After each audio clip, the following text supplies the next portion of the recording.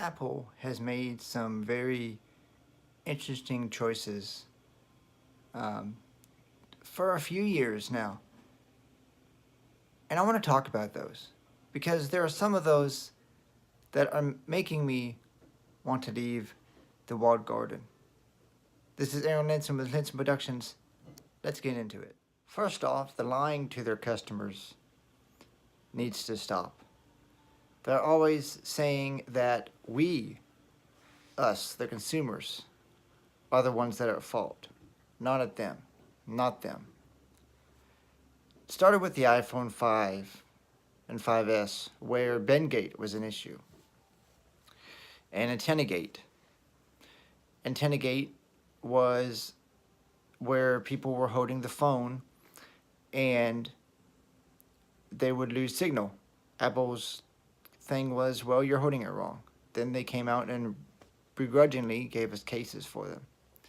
The iPhone 6 had Bendgate, where it was easily bendable. Now, the normal consumer wouldn't do this, obviously, but it was still an issue. 7 had no issues except for the headphone jack removal, which is a non-issue at this point. It was for me, being an audio production person, and still using a headphone jack on most of the devices that I have except my phone.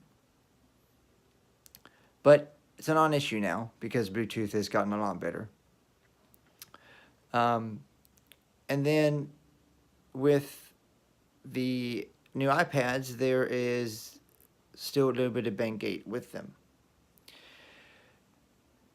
So that's one thing. The other thing is this whole issue of the Face ID, where you can go in, make a group FaceTime call, and listen to other people's conversations and also view what they're doing, turn on their camera remotely. Quality assurance at Apple was high when Steve Jobs was alive. Now Apple seems to be turning over a new leaf where there's multiple products in one category and they're not sticking to a couple, and that's what you get. You choose A or B. It's either here's A, B, C, D, E, F, and G, and you can pick from them. And here's different storage sizes and different models and all this other stuff. It seems like they're going back to when Steve Jobs was ousted and they let the CEO of Pepsi come in and just mess up their whole entire system. And it's making me very upset with the company because my privacy is my privacy, and yet they made a big deal of it at CES, saying that what stays on your iPhone stays on your iPhone, and yet they had this big privacy concern. And they have multiple other things as well, but these are the ones that stick out to me.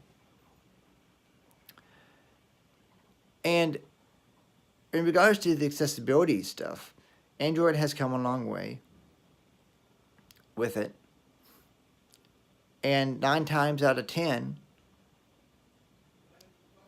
with the device that I use for Braille input, it works.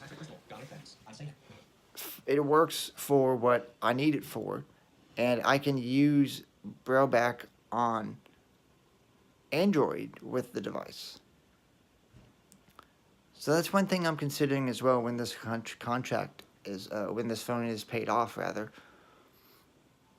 It's switching back to Android because everything that I use now, it's not on one particular device.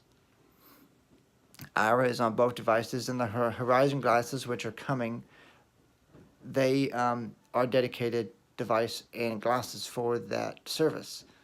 So that's something that is interesting and works by itself.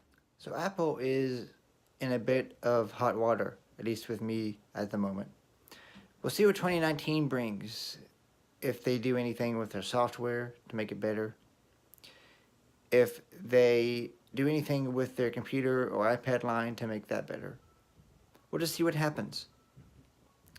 This is one skeptic that might be switching for a while, because Android and Google have got it together.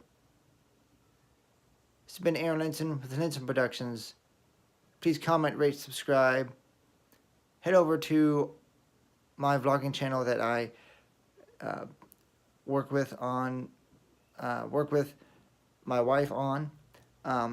It is Miracle Marshmallows right now, but we are switching it to our Miracle Life today.